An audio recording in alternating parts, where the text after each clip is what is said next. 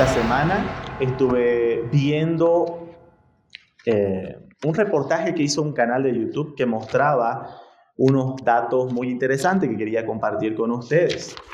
Los datos es que se hizo una encuesta en 1,000 jóvenes, aproximadamente unos 1,000 jóvenes, que crecieron en un hogar cristiano.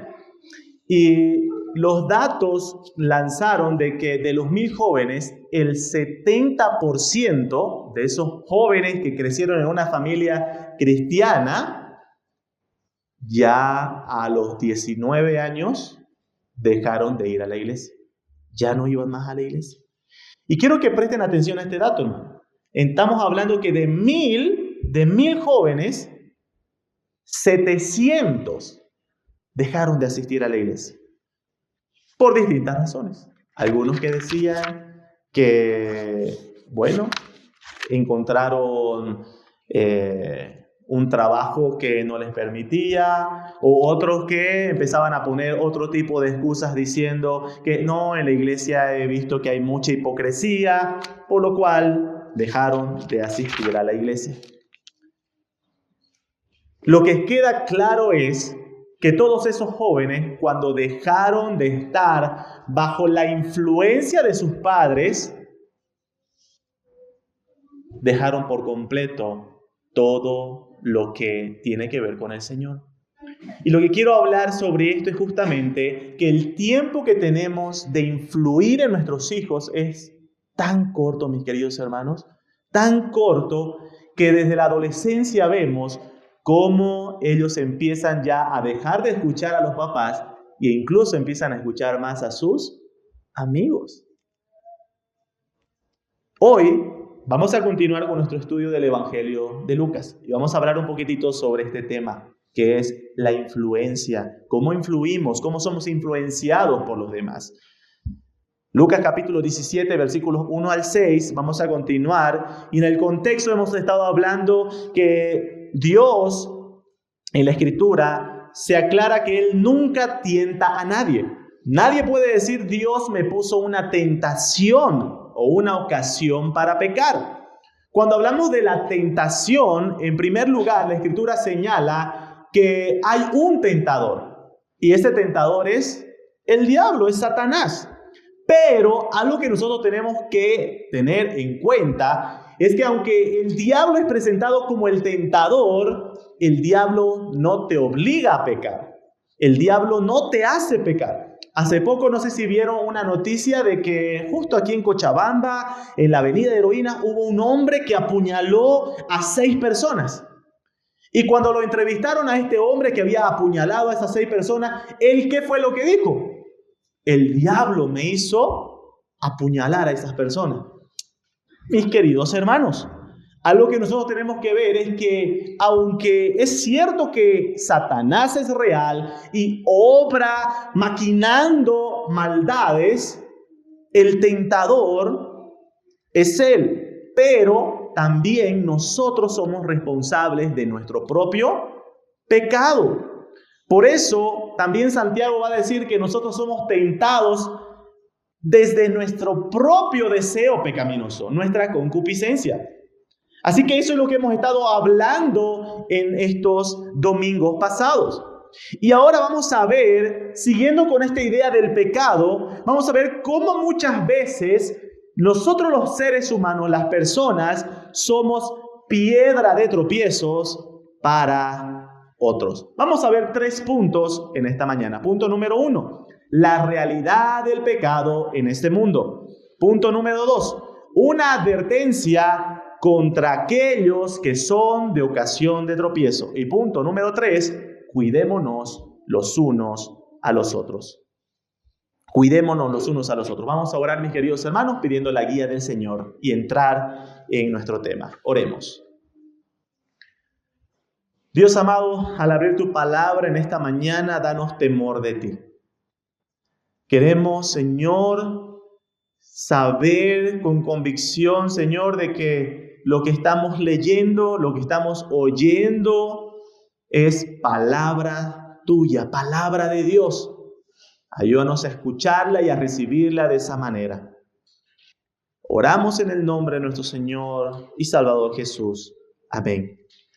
Ahora sí, Lucas capítulo 17, versículo 1. Lucas capítulo 17, versículo 1. La palabra de Dios dice: dijo Jesús a sus discípulos: imposible es que no vengan tropiezos, pero ay de aquel por quien viene. Muy bien, entramos a nuestro primer punto, la realidad del pecado en este mundo. Lo primero que nosotros vemos en este primer versículo es que el Señor Jesús se dirige a sus discípulos y busca alentar a sus corazones con una realidad. Ahora, ¿cuál es esta realidad que menciona nuestro Señor Jesús? Y es que estamos en un mundo caído por el pecado y nosotros también estamos bajo una naturaleza pecaminosa. Y aunque los creyentes ya no somos de este mundo, aún estamos en este mundo. Y en este mundo vamos a tener sí o sí una lucha contra el pecado. Aquella persona que dice yo no tengo lucha contra el pecado, se engaña a sí mismo. Es por eso que empieza mencionando esta triste realidad en este mundo. Es imposible que en este mundo no vengan tropiezos. Los discípulos debían entender esto, porque los discípulos mismos experimentarían en sus vidas esa triste realidad de los tropiezos en su vida. Hay una escena donde el Señor Jesús está hablando con sus discípulos y les anuncia que Él iba a ser arrestado, iba a ser entregado y traicionado por uno de ellos. Y sus discípulos dijeron: Señor, nosotros daríamos la vida por ti. Y el Señor les advirtió diciendo: Pedro, tú me negarás 3 veces, vas a caer, vas a tropezar. Y también le dijo al resto de los discípulos que ellos se escandalizarían. ¿Qué pasó con los discípulos luego de que el Señor Jesús fue arrestado? Todos huyeron, escaparon. Así que nosotros vemos que esta recomendación, esta advertencia del Señor Jesús diciéndole: en esta vida van a haber tropiezos, es una advertencia real para que los discípulos estuviesen preparados. Esta verdad es necesaria entenderla para no ser hundidos en una profunda depresión cuando tarde o temprano te toque tropezar en tu vida como creyente. El apóstol Juan, en 1 Juan capítulo 1, versículo 8, si me acompañan en sus Biblias, 1 Juan capítulo 1, versículo 8, dice lo siguiente: si decimos que no tenemos pecado, nos engañamos a nosotros mismos y la verdad no está en nosotros. Por tanto, mi querido hermano, hermana, ningún creyente puede decir que no lucha con el pecado. Porque si el creyente dice que no lucha con el pecado, se está engañando a sí mismo. Así que vamos a ver 2 razones por las que el Señor Jesús dice que es imposible que no hayan tropiezos en este mundo. Inciso A. Es imposible que no hayan tropiezos, en primer lugar, por la presencia del pecado. Es imposible que no hayan tropiezos, inciso A, por la presencia del pecado. Y quiero que presten mucha atención a esto. El creyente ha sido salvado del pecado, ¿verdad? Hemos sido liberados del pecado. Pero la Escritura dice que hemos sido liberados, número 1, de la condenación del pecado. ¿Qué significa que hemos sido liberados de la condenación del pecado? Que una persona que cree en el Señor Jesucristo y se arrepiente de sus pecados ya no va a ir a condenación, ya no va a ir al infierno, ya no va a sufrir la ira de Dios. Eso es ser librados de la condenación del pecado. También la Escritura dice que hemos sido liberados de la esclavitud del pecado. Eso significa que tú ya no eres un esclavo del pecado. Ahora puedes luchar contra el pecado. Puedes luchar para usar tus miembros, ya no para servir al pecado, sino para ser un instrumento de Dios, de justicia para el Señor. Pero en tercer lugar, hay algo que el Señor dice, que aún no hemos sido liberados del pecado. Dice que no hemos sido librados aún de la presencia del pecado. Tú debes saber, mi querido hermano, que aún hay un remanente de pecado. Hay una parte de pecado en tu vida con la que debes luchar. Por eso la Escritura dice que somos llamados a mortificar el pecado, a hacer morir el pecado que mora en nosotros. La presencia del pecado se hace notoria en la constante advertencia que el Señor hace, diciéndonos que debemos estar alerta, atentos. El autor a los Hebreos va a dar una figura de cómo está el pecado presente en nuestras vidas. Por ejemplo, vamos a Hebreos capítulo 12. Hebreos capítulo 12. Hebreos capítulo 12, versículo 1. Dice: por tanto, nosotros también, teniendo en derredor nuestro tan grande nube de testigos, despojémonos de todo peso y del pecado que nos asedia. La idea es, el autor a los Hebreos señala que el creyente es alguien que está corriendo una carrera. Y dice, no debemos detenernos en esta carrera. ¿Por qué? ¿Por qué no debemos detenernos? Porque el pecado nos asedia. ¿Qué significa asedia? Es perseguir. Perseguir. El autor a los Hebreos dice que debemos estar alerta y no debemos detenernos en esta carrera porque el pecado te persigue. El día que tú te descuidas en tu vida espiritual, el pecado te alcanza. El pecado te alcanza el día que tú descuidas tu comunión con el Señor, tu lectura de la palabra, tu oración. El día que tú descuidas congregarte en la iglesia, ahí el pecado te alcanza. No debemos descuidarnos, debemos estar alerta, no debemos detenernos. Es la advertencia. ¿Por qué? Porque la presencia del pecado es una realidad en nuestra vida, en este lado de la eternidad. Así que, mi querido hermano, primera aplicación para tu vida: no descuides.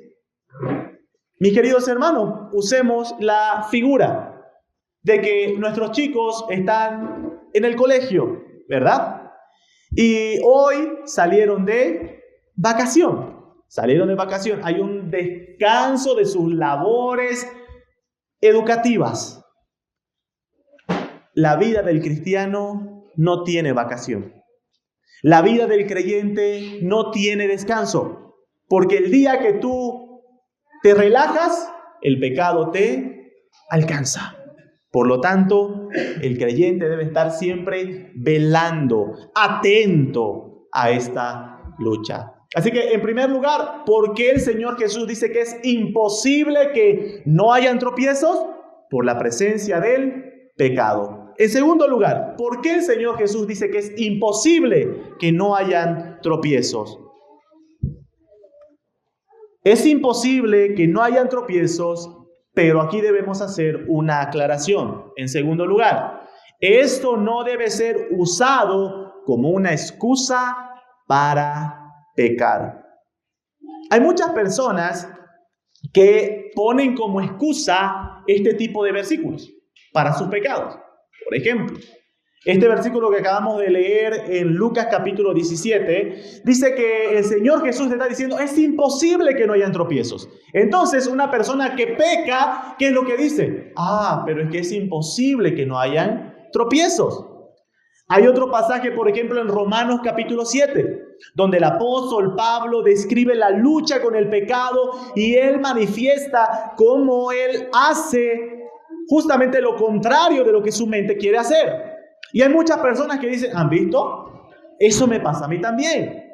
y usan ese tipo de versículos como una excusa para pecar. Mis queridos hermanos, el hecho de que sea imposible que no hayan tropiezos no debe ser usado como una excusa, en primer lugar, porque hay una diferencia grande entre un tropiezo y vivir en pecado. Son dos cosas muy diferentes, ¿verdad? Tropezar que practicar. Y para esto quiero que me acompañen a 1 Juan. Ahí vamos a estar viendo esta diferencia que existe. 1 Juan capítulo 3, versículo 9. 1 Juan capítulo 3, verso 9.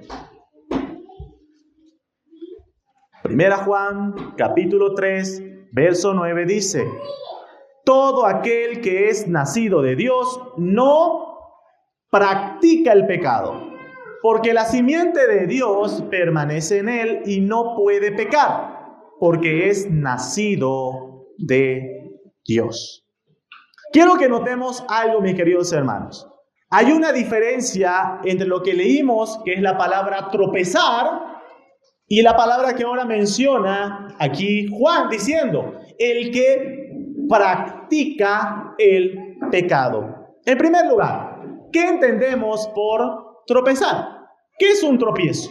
Es algo accidental, ¿verdad? Un tropiezo es un accidente. Es algo que uno no lo planifica. Es algo que uno quizás por descuido o por otra circunstancia sucede, ¿verdad?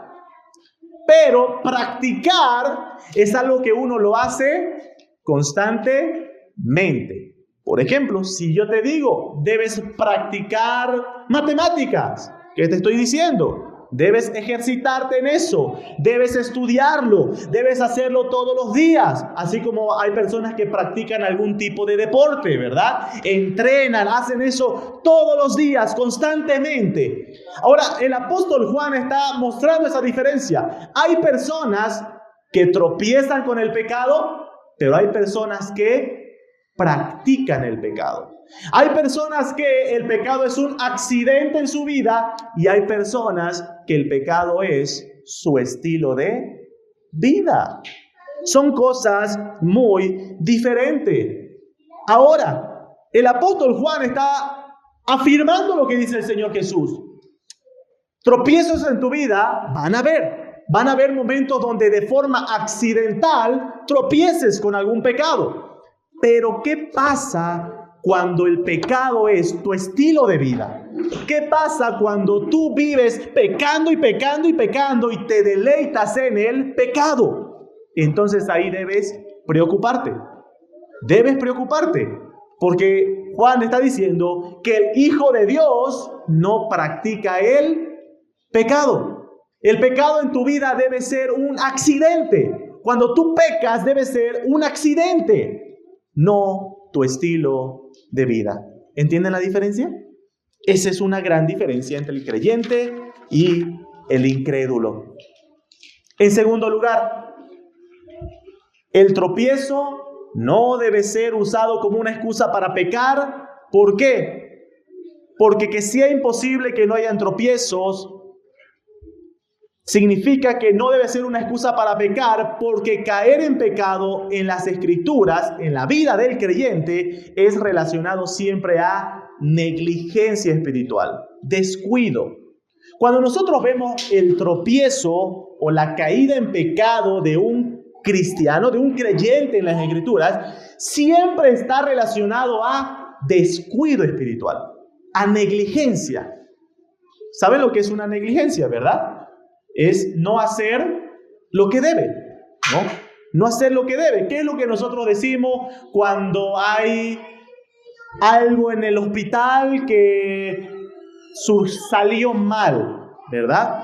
Llevo a mi hijo quizás al hospital, llevo con su brazo dañado y solamente tenía que colocarle algo, pero terminan dañándolo peor, ¿verdad? ¿Qué es lo que nosotros decimos? Eso fue negligencia médica. ¿Qué nos estamos refiriendo con negligencia médica? Es que los doctores no hicieron bien su trabajo. Ahora, la caída en pecado de un cristiano siempre es una negligencia espiritual. ¿Por qué? Porque significa que tú como cristiano no hiciste bien tu trabajo. Significa que tú como cristiano te descuidaste en tu tarea. Un ejemplo muy claro es la caída en pecado del rey David. Ustedes recuerdan, el rey David, justamente en el pasaje donde señala su caída, empieza diciendo, era el tiempo donde los reyes debían ir a la guerra. Pero David, en vez de ir a la guerra, se quedó en su trono, en su palacio, sin hacer nada, de ocioso. Hay una frase que me acuerdo cuando vivía en Camiri, siempre encontraba en una pared, ¿no? Por el camino donde yo iba. Y era una frase que decía, la ociosidad es la madre de todos los vicios. Bueno, mis queridos hermanos, así también es con el pecado, ¿verdad? La ociosidad siempre va a ser la que va a mostrar la mayor cantidad de tentaciones para tus tropiezos. Cuando nosotros somos negligentes en nuestra vida espiritual y estamos ociosos espiritualmente, no haciendo lo que debemos, te vas a ver siempre más expuesto a caer en pecado. Caer en pecado. Por eso es que los tropiezos, aunque son un accidente, no te eximen de culpa. Si tú tropiezas en un pecado, no puedes decir, es que fue un accidente. Debes asumir tu culpa diciendo, yo fui negligente. Probablemente toda esa semana no estuviste en comunión con el Señor y eso te hace propenso a pecar. Probablemente te expusiste a compañías, a influencia que te exponía al pecado. Recuerda, mi querido hermano, el pecado siempre en tu vida va a estar relacionado a negligencia espiritual. Por tanto, no seamos negligentes, no seamos ociosos. Permítanme señalar que la Escritura nos manda a ir creciendo en el Señor, a estar constantes en el Señor, justamente para guardarnos de aquellas caídas. Vamos a leer Proverbios capítulo 6, verso 28. Proverbios capítulo 6, verso 28.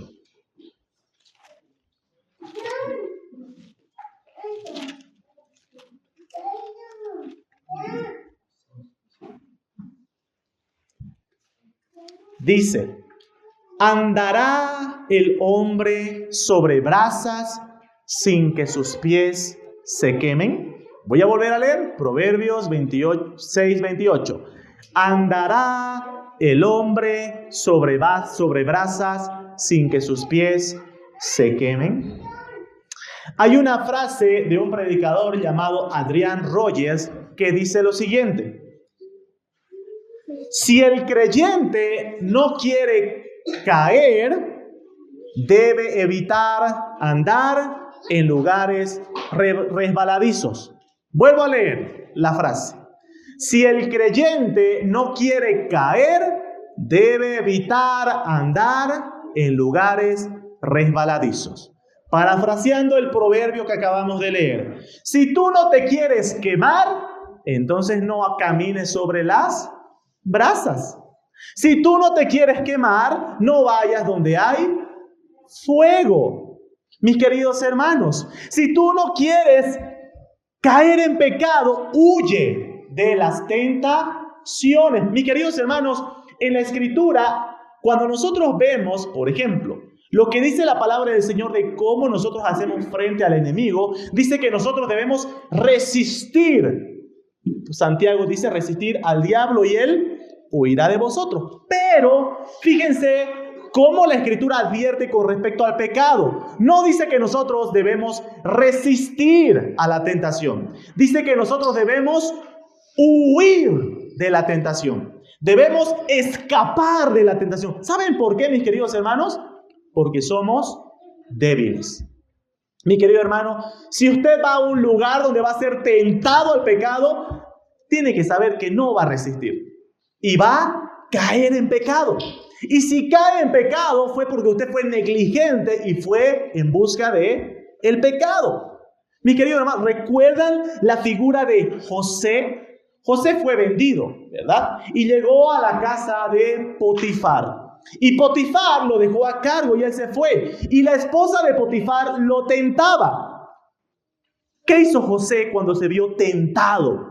Agarró y se quedó y dijo, no, yo me voy a quedar para demostrar lo fuerte que soy. No, dice que él huyó. Así debemos hacer nosotros con el pecado. Debemos huir del pecado. Debemos reconocer que somos débiles y por eso la Escritura nos manda a huir del pecado y de las tentaciones. Punto número 2. Volvemos a nuestro pasaje en Lucas capítulo 17. Lucas capítulo 17. Hemos visto que es imposible que no hayan tropiezos. Esa es la realidad en el mundo que vivimos. Esa es la realidad del pecado en este mundo. Pero punto número 2, ahora el Señor va a dar una advertencia contra aquellos que son de ocasión de tropiezo. Versículo 1 y 2. Dijo Jesús a sus discípulos, imposible es que no vengan tropiezos, pero ay de aquel por quien vienen. Mejor le fuera que se le atase al cuello una piedra de molino y se lo arrojase al mar, que hiciese tropezar a unos de estos pequeños.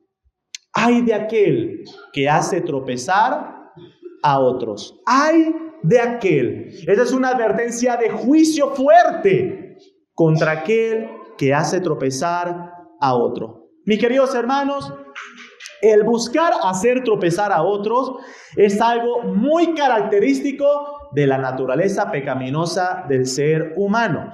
El ser humano no solamente se contenta con pecar en él mismo, sino que luego de pecar, ¿qué busca hacer? Que otros también pequen.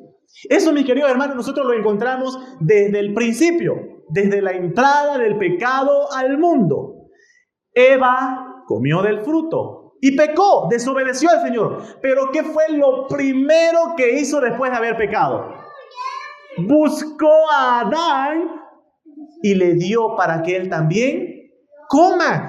Eva no solamente estaba conforme con ella pecar, sino que también quería que Adán la acompañe en eso. Mi querido hermano, esa es la naturaleza pecaminosa del ser humano, que peca y busca a otros para hacerlos pecar. Hay un proverbio, y quiero que me acompañen al Proverbios capítulo 4, que describe esta realidad. Proverbios capítulo 4.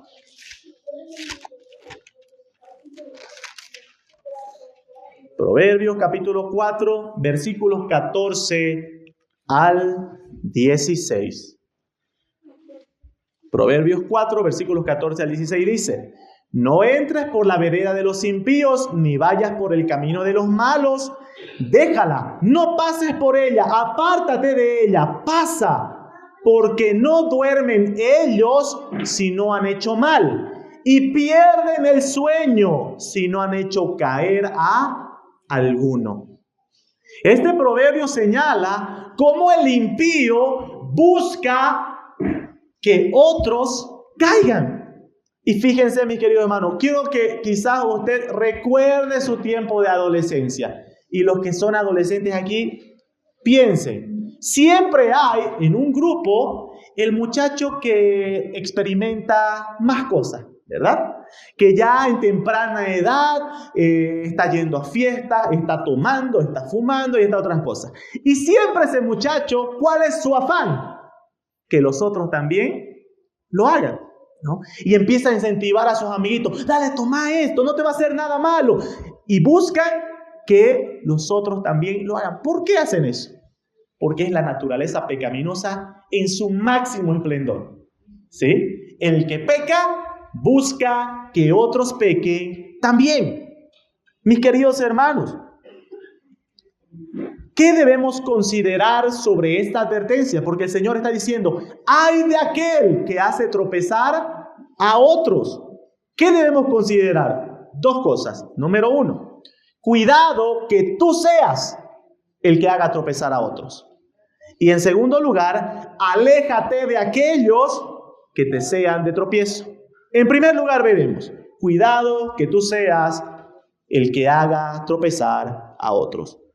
Para empezar, tenemos que ver que nosotros podemos ser de tropiezo a otros, en primer lugar, de forma intencional.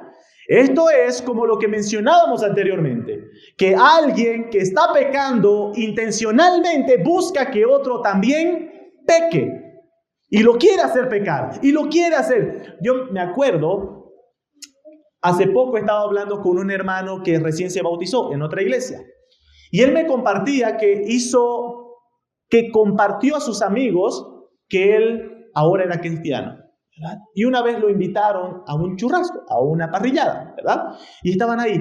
Y el objetivo de sus amigos era hacerlo tomar. Querían queremos hacerlo caer a este que ahora dice que es cristiano. ¿Cuál es la razón? ¿Cuál es el motivo? No, mis queridos hermanos, simplemente es esa la motivación pecaminosa de querer. ¿Nunca le ha pasado eso, mi querido hermano? Cuando usted ha compartido a sus amigos que ahora es creyente, hijo de Dios, y sus amigos, el afán que tienen es hacerlo caer a usted. Mi querido hermano, eso se puede esperar de los inconversos, ¿verdad? Los inconversos, los incrédulos, siempre buscan eso.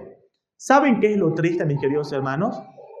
Es que en la iglesia hayan personas que hagan eso. Lo triste es que hayan personas que se hagan llamar hijos de Dios, pero que hagan pecar, tropezar a otros de forma intencional. Así que, mi querido hermano, cuidado que tú estés siendo de piedra de tropiezo. Y si ustedes se fijan en el texto que acabamos de leer, el Señor Jesús dice, ay de aquellos que hagan tropezar a estos pequeñitos. ¿Por qué? El pasaje paralelo muestra que en todo este contexto donde el Señor Jesús está enseñando, habían niños escuchando. Así que el Señor Jesús está también dando una advertencia diciendo, cuidado que tú estés haciendo tropezar a uno de estos pequeñitos. Oh, mi querido hermano, tú como papá, tú como mamá, como tío, como hermano mayor, cuidado que tu ejemplo sea de tropiezo para tus hijos, sobrinos, hermanito, hermanita menor. Cuidado. ¿Por qué? Porque la Escritura muestra que nosotros lo que ejemplificamos en nuestra casa, ellos lo toman como un ejemplo de vida. Y cuidado que tu vida sea una causa de tropiezo. Puede ser piedra de tropiezo, aunque no sea tu intención hacer tropezar, pero tu mal testimonio, tu mal ejemplo puede ser causa de tropiezo para otro. Por ejemplo, Romanos capítulo 2, verso 24, el apóstol Pablo va a decir que muchas veces nosotros somos causa de que los incrédulos blasfemen el nombre de Dios. ¿De qué manera sucede esto? Sucede cuando tú te haces llamar cristiano y vives de forma desordenada y luego las personas empiezan a decir, así habían sido los cristianos. Así habían sido. Al principio de este mensaje compartía un dato diciendo, se hizo una investigación donde de 1,000 jóvenes que se entrevistó que crecieron en un hogar cristiano, de esos 1,000, 700 manifestaron que en la edad de ser jóvenes de 18 años para adelante dejaron de asistir a la iglesia. La mayor razón por la que estos jóvenes dejaron de ir a la iglesia fue porque ellos decían, en la iglesia, en mi casa hay mucha hipocresía. ¿Se dan cuenta? Nuestros niños, que los vemos aquí, y quizás vienen porque muchos de ellos no les queda de otra, pues son nuestros hijos, nos acompañan, ¿verdad?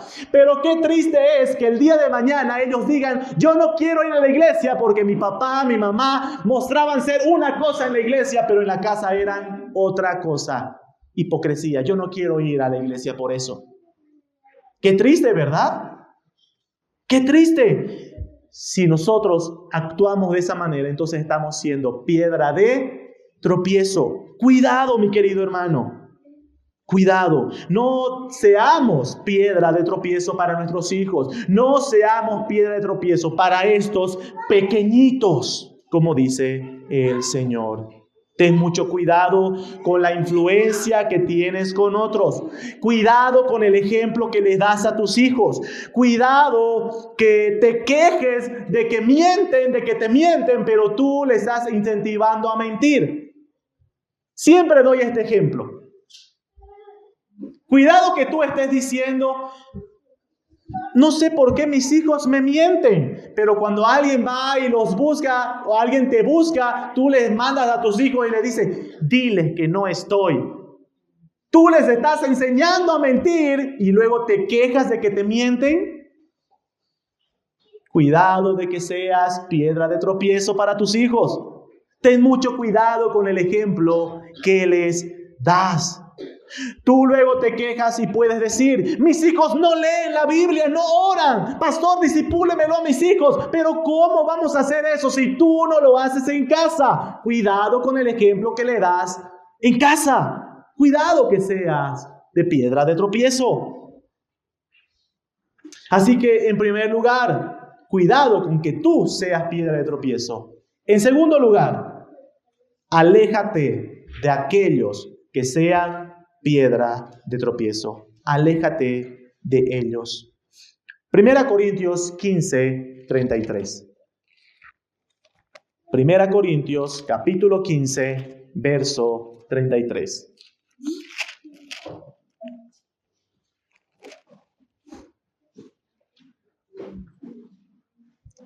La palabra de Dios dice, no erréis, las malas conversaciones corrompen las buenas costumbres. Este versículo está diciendo, cuídate de aquellos que te rodean. Cuídate de aquellos que te rodean, porque pueden llevarte a pecar. Pueden llevarte a pecar.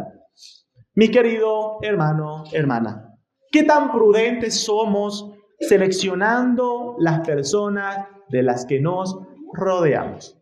A veces nosotros con nuestros hijos trabajamos de esa manera y es bueno que tú como papá, como mamá, protejas a tus hijos y veas cuáles son los amigos, amigas que tienen, ¿sí? Y tú puedas decir, hijo querido, hija, esa amistad no te conviene. Eso hacemos los papás, ¿verdad? Pero yo te pregunto a ti, tú que cuidas a tu hijo y a tu hija y que debes hacerlo de las malas amistades, ¿tú también eres prudente de las personas que te rodean? ¿Eres prudente con las personas que forman parte de tu círculo íntimo? Mis queridos hermanos, muchos tropiezos podrían evitarse si nos rodeáramos de amigos creyentes. Yo quiero preguntarte, mi querido hermano, y quiero que hagan el ejercicio de mirar un costado y a otro. Mírense entre los que estamos acá. Mirémonos unos a los otros. De todos los que estamos acá, ¿a quién tú considerarías tu amigo, amiga, verdadero? Que cuando estás triste, cuando estás en momento de aflicción, lo buscas en busca de consuelo, de consejo. Algo que nos falta, mis queridos hermanos, mucho es hacer de nuestros hermanos de la iglesia nuestros amigos. Amigos que busquen tu santidad. Amigos que se preocupen por tu espiritualidad. Eso es lo que debemos trabajar, hermanos. Debemos trabajar que nuestro círculo íntimo sean amigos que nos influencien espiritualmente. Espiritualmente. Y entramos a nuestro tercer y último punto, ¿sí? El consejo del Señor Jesús. ¿Cómo luchamos entonces contra los tropiezos, contra el pecado? Y el Señor Jesús va a dar un consejo. Versículo 3. Lucas capítulo 17, versículo 3. Mirad por vosotros mismos. Otra traducción, si usted quiere escribir ahí para anotarse, otra traducción, esa frase, mirad por vosotros mismos, la traduce, cuídense los unos a los otros. Cuídense los unos a los otros. Mis queridos hermanos, ¿de qué manera el cristiano, la iglesia, puede luchar contra los tropiezos que son una triste realidad en ese mundo? Bueno, el Señor Jesús va a decir, se tienen los unos a los otros. Cuídense. Los tropiezos en este mundo, en la vida del creyente, serán una triste realidad. Pero ¿cómo podemos luchar y mantenernos firmes en esta triste realidad? Cuando como familia, hermanos, miembros los unos de los otros, nos cuidamos. Nos cuidamos. El versículo 3, en el pasaje paralelo, en Mateo 18, se describe el proceso disciplinario. Ya hemos estudiado Mateo 18 cuando estudiamos la disciplina de la iglesia, así que no vamos a verlo. Pero en ese pasaje describe cómo el creyente tiene la responsabilidad de cuidar de su hermano. Siempre se usa el ejemplo de Abel y Caín, ¿verdad? Cuando Abel fue asesinado por su hermano, Caín se encontraba por ahí y Dios lo confronta a Caín. ¿Y qué le pregunta Dios a Caín? ¿Dónde está tu hermano? ¿Y cuál fue la respuesta de Caín? Caín dijo, ¿acaso soy guarda de mi hermano? ¿Acaso es mi responsabilidad cuidarle? Bueno, mi querido hermano, muchas veces nosotros somos como Caín. Cuando te preguntan, ¿sabes qué pasó con la hermana, con el hermano que no está aquí sentado? Muchas veces, quizás no usando la misma palabra, pero podemos llegar a decir, ¿acaso es mi responsabilidad cuidarle?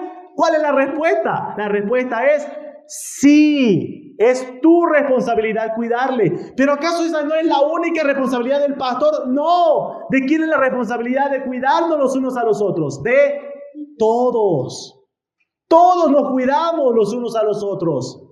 Por eso el Señor Jesús les dice eso. Cuídense los unos a los otros. Si tu hermano pecó, de esta manera nos cuidamos. Fíjense cómo aplica esto. ¿De qué manera nos cuidamos? El Señor Jesús dice, si tu hermano pecó, si tu hermano tropezó en un pecado, nuestra responsabilidad como cristianos, como hermanos en Cristo es reprenderle. Reprenderle. Tu responsabilidad al cuidar a un hermano es, que ha caído en pecado, es reprenderle. Mi querido hermano, cuando una persona cae en pecado, si tú no le reprendes, no le estás cuidando.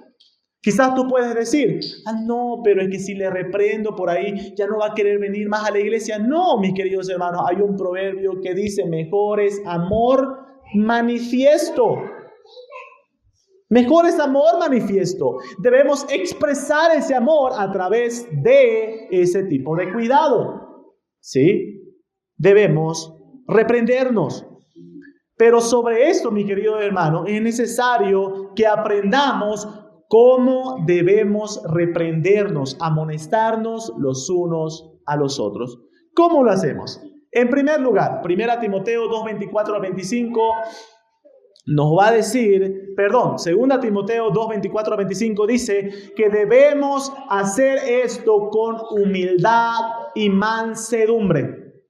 Mi querido hermano, hermana, usted no va a reprender, amonestar al hermano correctamente si primeramente no lo hace con humildad y mansedumbre. Si usted va con un aire de superioridad y va no con mansedumbre, sino va directo a atacar, no está yendo a reprender, está yendo a lastimar. Por eso, ahí el apóstol Pablo le va a decir a Timoteo, cuando corrijas a alguien, hazlo con mansedumbre, con humildad, con amabilidad. En segundo lugar, ¿cómo debemos reprendernos? Debemos hacerlo considerándonos a nosotros mismos. Gálatas capítulo 6, verso 1. Este versículo de Gálatas capítulo 6, verso 1, señala que para reprender a otro, para corregir a otro, debes ponerte en su lugar.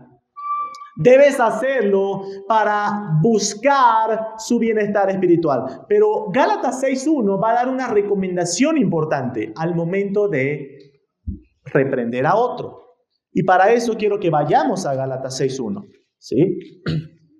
Gálatas 6.1. Y fíjense la recomendación firme que da el apóstol Pablo. Hermanos, si alguno fuere sorprendido en alguna falta, vosotros que sois espirituales. Mi querido hermano, ¿será que yo puedo tener autoridad moral para corregir a otro si yo estoy mal espiritualmente? Si yo estoy mal con el Señor, si yo nunca tengo una comunión con el Señor, si yo no leo la Biblia, si yo no oro, ¿será que yo puedo ir a mi hermano o mi hermana con limpia conciencia a corregirle? ¿Cómo puedo hacer eso?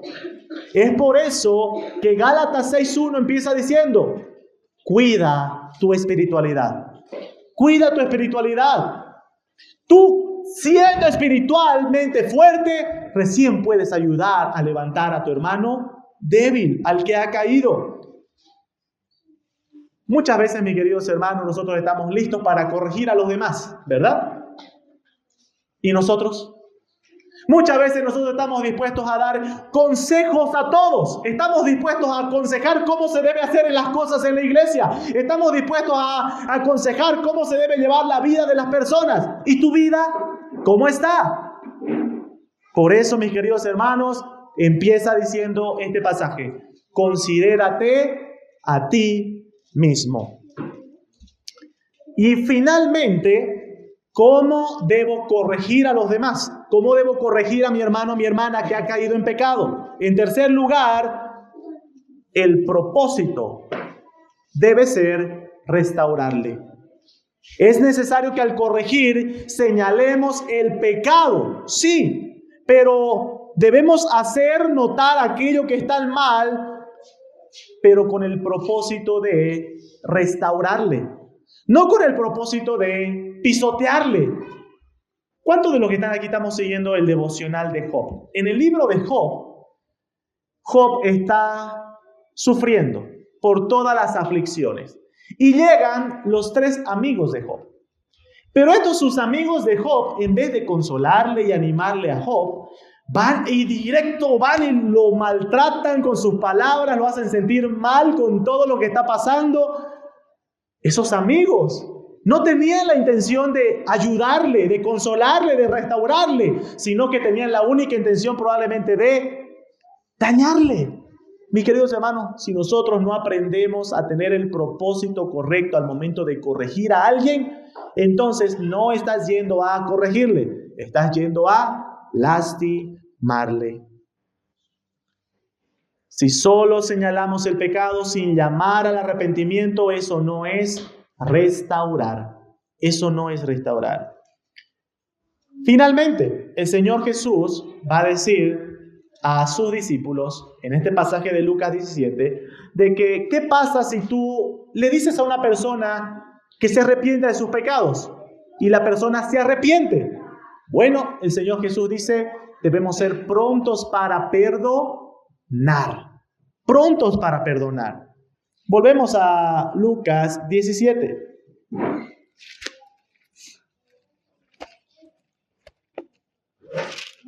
Lucas 17. Al final del versículo 3 dice, si se arrepintiere, perdónale. El versículo 4 tiene un contexto de una pregunta. Y sin perder Lucas, vamos un ratito a Mateo 18 para ver cuál es el contexto de este versículo. Mateo 18, versículos 21 y 22. Mateo 18, versículo 21 y 22 dice, entonces se le acercó Pedro y le dijo, Señor, ¿cuántas veces perdonaré a mi hermano que peque contra mí? Y Pedro le pregunta, ¿hasta 7? El contexto de este versículo que estamos viendo en Lucas es este. El apóstol Pedro pregunta, ¿cuántas veces debo perdonar? ¿7 veces es suficiente? Ahora, según Pedro, al decir 7, le estaba diciendo, yo soy bueno, porque voy a perdonar 7 veces. Ahora, ¿cuál es la respuesta del Señor Jesús? Jesús le dijo, no te digo hasta 7, sino aún hasta 70 veces 7. La idea es que debemos ser misericordiosos y compasivos con el pecado de los otros, de los demás. Y esta es una advertencia necesaria, mis queridos hermanos, porque siempre solemos ser blandos con nuestro propio pecado, pero duros con el pecado de los otros. Así que el Señor Jesús quiere mostrar más bien que debemos ser compasivos con el pecado de los demás. ¿Qué debo hacer si alguien me ofende muchas veces? Bueno, debo perdonarle. Hasta 70 veces 7. Multiplicación rápida. ¿Cuánto es 70 veces 7? 490. 490. Ahora, mis queridos hermanos, ¿será que esto significa que yo debo tener mi libretita, ¿no? Y decir, muy bien, pecaste contra mí, me ofendiste, va una, y vas anotando, ¿no? Llega la 491, se terminó, ya no perdono más. Eso no quiere decir, ¿verdad? Lo que el Señor está mostrando es que debemos mostrar un perdón ilimitado. Perdón ilimitado. Ahora, quiero que presten mucha atención. ¿Por qué Pedro preguntó de esta manera? Porque Jesús dio el ejemplo diciendo, si alguien peca contra ti, si alguien te ofende a ti. ¿Se dan cuenta lo difícil? Pedro está diciendo, ¿cuánto debo perdonar a alguien que me ofende muchas veces? Y quizás tú te preguntas, hay alguien que me ofende muchas veces. Todo el tiempo me está haciendo daño. Todo el tiempo me ofende. ¿Cuánto debo tenerle paciencia? ¿Cuántas veces debo perdonarle? 10 veces. Bueno, el texto nos dice hasta 70 veces 7. Un perdón ilimitado. ¿Por qué de esta manera? ¿Por qué? En primer lugar, Efesios 4:32 nos va a decir que nosotros debemos perdonar como Dios nos perdonó a nosotros. En Mateo capítulo 6, verso 12, el Señor Jesús le está enseñando a orar a sus discípulos y en una de las frases de ese famoso Padre Nuestro, ¿verdad? El Señor Jesús dice, perdónanos como también nosotros perdonamos a los que nos ofenden. Pregunta, mi querido hermano o hermana, ¿cómo sería si Dios te perdonara de la manera que tú perdonas? ¿Cómo sería? ¿Cómo es nuestro perdón? Nuestro perdón muchas veces es, te perdono, pero no va a ser igual. Ese es el perdón que nosotros hacemos. Ahora yo te pregunto, fíjate, esa oración dice, perdónanos como nosotros perdonamos a los otros. Si Dios te perdonara de esa manera, de la misma manera que tú perdonas, ¿cómo sería? Terrible, ¿verdad? Pero ¿cómo es el perdón de Dios? El perdón de Dios es ilimitado. Es ilimitado. Es por eso que nosotros debemos perdonar de esa manera. Y mis queridos hermanos, la reacción natural del creyente al oír esto, ¿cuál es? ¿Cómo voy a perdonar tantas veces? Se van a aprovechar de mí si perdono tantas veces. La reacción natural es de rechazo a esta idea.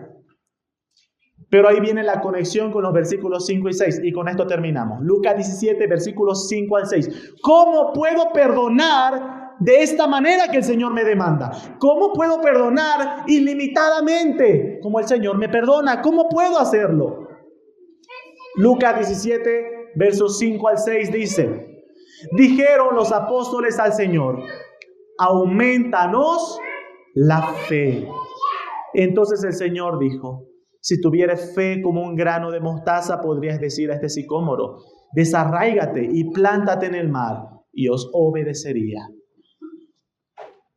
Mis queridos hermanos, ¿cómo podemos perdonar a los demás? ¿Cómo podemos hacer esto que es tan difícil, que es imitar al Señor en su perdón a los demás? ¿Cómo podemos hacerlo? Con las palabras que realiza los apóstoles diciéndole, aumentanos la fe. Mi querido hermano o hermana, si usted y yo luchamos muchas veces con perdonar a los demás, es porque necesitamos seguir creciendo en la fe. Necesitamos seguir creciendo en la fe. Estamos llamados a imitar a nuestro Señor Jesucristo. ¿Recuerdan cuáles fueron las palabras del Señor Jesús cuando estaba en la cruz? Y estaban sus acusadores ahí, aquellos que lo maltrataron, lo golpearon, lo crucificaron. ¿Cuál fue la oración de Jesús al Padre? Él dijo, perdónalos porque no saben lo que hacen.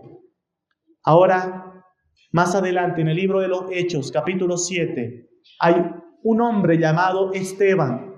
Y Esteban está siendo apedreado.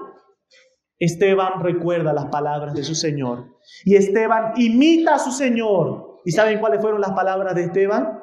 Le dijo al Señor, perdónalos porque no saben lo que hacen. Esteban, imitando a Cristo, cómo se debía perdonar.